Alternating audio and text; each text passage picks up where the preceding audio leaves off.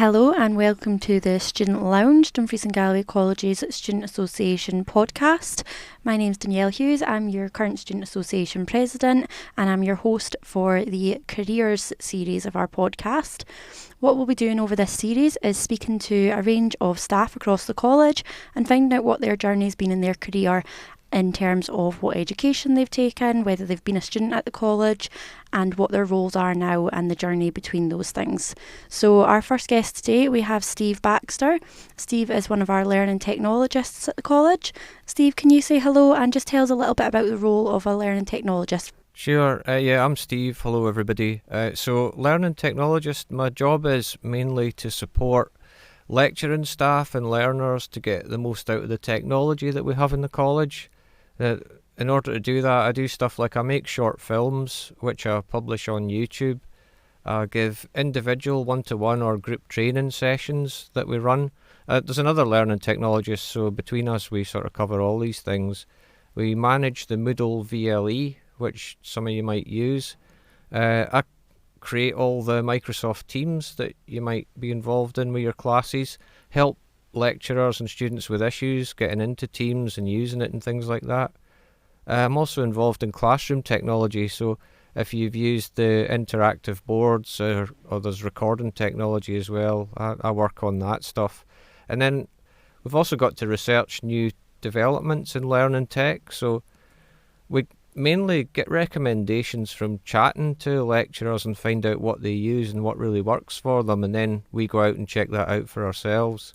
And we look out for new things arriving, like ChatGPT recently has been really big, and we even look at things like new webcam tech, microphones, and work a lot with digital services, and they come up with things that people have asked them for, and we help with that as well. So it's quite full, there's a lot to do.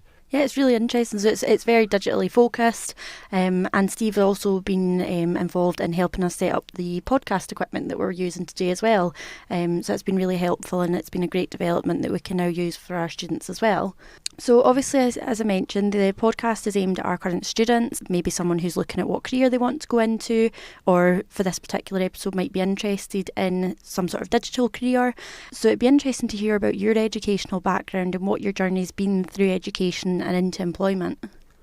Sure. Well, I could go just briefly back to secondary school. I didn't leave with very much, a few O-levels and bits and pieces. I had no idea what I wanted to do.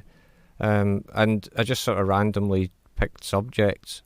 But when I left school, I went straight into employment, and I went into construction companies, doing kind of digital stuff at the time, which was a wee bit different then. We're talking the early 90s, so the technology wasn't that advanced then, but it was things like quantity surveying, data entry. I was working with surveying computers, laser level project management software, and doing material calculations. It was like straight out of school, so I was learning on the go, and I really enjoyed that. I learned a lot from it. And after a number of years I went to work for the council in youth services, and we had a kind of internet cafe and stuff like that, and I got to interact with a load of different people and find out a lot. And at the same time I was applying for other jobs whilst I was doing these things, but I never heard back from any of them. And it was only in a conversation with my mother-in-law, who was a careers advisor at the time. She said, well, you're not going to hear back from any of the things you're applying for because you haven't got any sort of qualifications that suit. So I thought, well, I'm interested in computers, always have been, video technology, sound technology and all that kind of stuff. All the time I've been working after leaving school, I've been doing video work and music and things like that as a hobby. So I came up to the college to an open day and I signed up for HNC computing. HNC I really, really enjoyed. I found that a lot of the stuff I was doing with computers was completely unstructured and I didn't really know what I was doing. And after doing a qualification, it kind of, that slots into place a bit. So after HNC, I did the HND year. I enjoyed that as well and went on to do the third year of the degree at what was Paisley University, which is now UWS. So I did software development HND and then I went straight into third year and did my degree. During the degree, I started to work at the college part-time as a web developer, and I've been here ever since. Just doing quite a lot of different roles, but mainly software development and e-learning related stuff. But then during the pandemic 2 years, I actually completed a postgraduate diploma in online and distance education, which I'd wanted to do for a while since working with the VLE and e-learning. It seemed relevant. It was a really difficult course. I was maybe doing 50-hour weeks during term times, did a lot of research, a lot of writing, but it was really worth it. I mean, I got a lot of support from the professional development manager, who's now my line manager, Mandy, whilst I was doing that course, because I'd been out of education for some time. And after actually completing that qualification, I moved to learning and teaching as a learning technologist. That's really interesting. So you mentioned that obviously you were working in sort of digital roles already, but you found that going back into education actually made you understand what you were doing more rather than just how to do it. Yeah, I mean, a lot of the time I was maybe setting up web pages and setting up small networks and stuff like that, and it was all just kind of trial and error. But having done that first year HNC, I really realised how little I knew about, how to structure those things. But it was great after that. Everything I do now, I've got a kind of process to it and don't just play around with things and say, all right, I've done that now. And how many years have you worked for the college now? I think I've worked here for, could be 18 or 19 years now. Wow. So, yeah, I've been here for a while. So obviously you said you were working with digital right from when you left school, but is it something you were always interested in, or what was it that inspired you to pursue a career in this field? Yeah, well, not even knowing what I wanted to really do for a living when I left school, I knew that I was always interested in technology anyway, and I always found that the more I learned about all these kind of things, I could actually apply them in my day jobs as well. Obviously missing qualifications, but I had... The first computer I had was a ZX80. Everyone will be far too young to remember that, but it's like 1981, 1982-ish. I got my first computer. So what are some of the biggest challenges that you faced then in your career, and how have you overcame these? I just tend to take things as they come, and if something comes along and it's difficult and I don't know how to do it, I just go off and find out how to do it. So that main challenge was trying to apply for jobs and not getting any and not really knowing why. But then once you speak to someone who knows what they're doing, they're like, oh, this is why you're not going to hear back, because you're applying for jobs that require these qualifications and you don't have them. So that's the only challenge I can really There's lots of difficult things we've had to do, difficult programs to write and all that kind of things, but that was the biggest hurdle of all. Yeah, and it's interesting because, as you say, you probably did have the practical experience and know how to do those roles, but it's just getting the foot in the door without the qualification, isn't it? So that qualification just confirms that you do actually know how to do it and gives you the background behind it as well. Absolutely, yeah. So what are the most important lessons that you feel you've learned throughout your career? Well, I've got one main thing that is that you can only do so much. And sometimes you end up bouncing off the walls trying to do everything. And something Phil said at a recent staff gathering was quite relevant, because I'm paraphrasing him a bit, but at the time he said that your time in the college is kind of fleeting and you can only do what you can in the time you're here. And so if you can make other folks' lives a bit easier now and then you've done well, and not just try not to do everything. I think that's the most important thing. Yeah. Because it's tempting to try, with all these technologies coming out and everything, if you were to read all the blogs and everything about them and all the news about tech, it's a huge weight on you and you think, oh, I'll never know all this stuff. But you don't have to. Just sort of concentrate on a few things that you're really interested in and try not to do everything.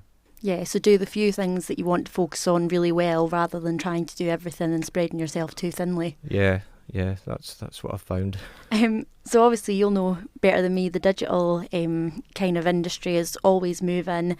Are you aware of any specific recent trends or developments in the industry that might impact the career prospects of our current students, and kind of how the industry's changed since you started as well? Yeah, well, I think when I started working, to do anything with computers, you had to be a kind of computery person, and now basically everything's digital, so it doesn't take a certain type of person to do digital things because everyone just does them. The kind of stuff that's coming out just now, like the chatbots, ChatGPT, has been amazing. I think that's going to be one of the things that really has a big influence, because even in my own work, I've found myself I might have to write an essay to make a short video about submitting an essay and checking it for plagiarism. Now I don't actually have to write that essay. I just say to ChatGPT, write me a 200-word essay about this book, and it does it, and it saves me having to come up with a thing to just make the video I'm trying to make. Yeah, it's really impressive. I've had to play around with it actually. It's quite impressive what it can do. Yeah, and I can say I'm making a video about this. Can you give me a few pointers? And it'll maybe come up with 7 headings, and that really sends me on. I know what to do then. So I think that's really important. I think there's other things that generate music and art and all these kind of things. I think they'll be useful. I don't think they'll ever replace people, but they certainly can help you in what you're doing. I think that's one of the most important things coming up. Yeah, and I think like you touched on there as well about replacing people, a lot of the kind of fear sometimes around technology for people is that it's going to replace me or it's going to replace my job, but I think a lot of the time it can actually just enhance what you're doing and maybe kind of automate things rather than manually having to work on things, and it can just support the roles that people are already doing, can't it? Yeah, I mean, I did a short video about ChatGPT to help lecturers recently, and some of the examples, I actually asked it to make a treasure hunt around the town of Stranraer, and that's not good. You're not replacing a person, you're just saving yourself an hour sitting with a map trying to come up with a treasure hunt, and it's already done it. So obviously you mentioned about blogs and things like that, but what do you find is the best way to stay up to date with the latest trends and developments in the industry, and what kind of resources or networks do you rely on for that? Well, one thing that I know you're a member of this as well is the College Digital Development Group. And what happens in that group is we meet once every few weeks, and it's a cross-college group, so there's lecturing staff, there's support staff, there's students. And if you found a new thing, if you found a new digital thing, or you've got some sort of issue, you bring it to that group. And that's a great way for us to find out what people want and what is or isn't working for them. So that type of group's a great way to keep up with, if you need to keep up with what's going on in your work, is to have a group like that. Mm-hmm. I think you'll probably agree. It's really interesting. It's a really good thing when we all come along and say, well, there's this new thing, everyone have a look at it, and then you get feedback about it, and you're not just sitting there doing something because you think it's great. Other people are actually having a look at it as well. Yeah, no, that makes sense. And I mean, I'm like you say, computing things used to just be for people that were that way inclined, but I do enjoy playing around with these things and getting to try new technologies. It's not something that I've ever studied, it's not something that I'm particularly fluent in, but it's something I enjoy playing around with, and groups like that allow someone like me who maybe isn't that way inclined just to look at these things in a little bit more detail without necessarily being involved in development or implementation of them. So it is really interesting just to hear what's out there. And again, when I started work, there was no internet, so it was really difficult to find out about new things. You'd get an industry magazine plopping through the door and read it, and in the back cover there'd be some new software that was coming out. But now I subscribe to a lot of education technology channels on YouTube and Twitter. So there's a couple of really good American channels where the guy's a teacher and he finds new technology, and that's how I found out about the Catchbox. I don't know if you've ever played with that, but no, I haven't. Catchbox is like a cushion, and it's got a microphone in it, and you can just throw it round the class to different people, and when they get it, it becomes a live microphone. Oh, wow. So I found out about that on YouTube.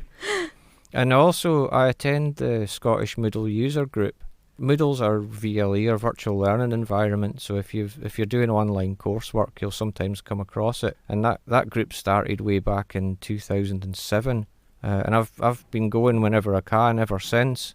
It's got quite big, so instead it used to be just a few techies sitting together talking about their Moodle installations and everything, but now there's lecturers, learning technologists doing presentations. This is what I've done. And companies who've come up with new things that you can buy for it and all that are all going along to that as well. So it also helps us find out what's happening in other colleges, not just with Moodle, but we chat to people doing our jobs in other places and find out, oh, how do you do this? And they ask us, oh, how do you do that? And that's really useful. So I think it's important to stay in touch with, if you're working in a college, other colleges, and if you're doing a job, is to find other people in your industry and talk to them, find out how they do things. Yeah, so you've kind of touched there on networking and building kind of professional relationships. What do you think would be some good ways that students could begin to build these relationships or to get information like that while they're still studying? Well, I think in their own subject area, there'll be groups that you could join or subscribe to, or people that you can follow on Twitter. If you want to be a care worker or something, then there'll be people on Twitter who are care workers who are tweeting out what's happening in their daily lives, and that's a really good way to find out.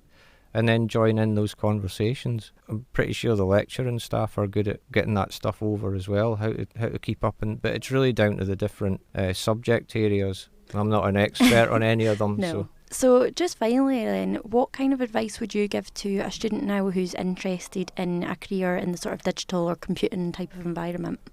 Well, I mean, I'm not really a great person to ask for advice, but I think you just have to have a genuine interest in technology, for instance, and not be afraid to get your hands dirty and find out as much as you can about it. If you want to work with something, don't just wait till you've got a job to learn about it. Just try it yourself. I'm always trying new things. If sometimes we buy new toys and we try them out and see if they work, and if they work or don't. And then the other thing I'd say is don't be like me leaving school. I had some qualifications, but I'd say you need to get some qualifications in the field that you want to work in, because I sort of come across that roadblock way back then where I couldn't actually progress because of that.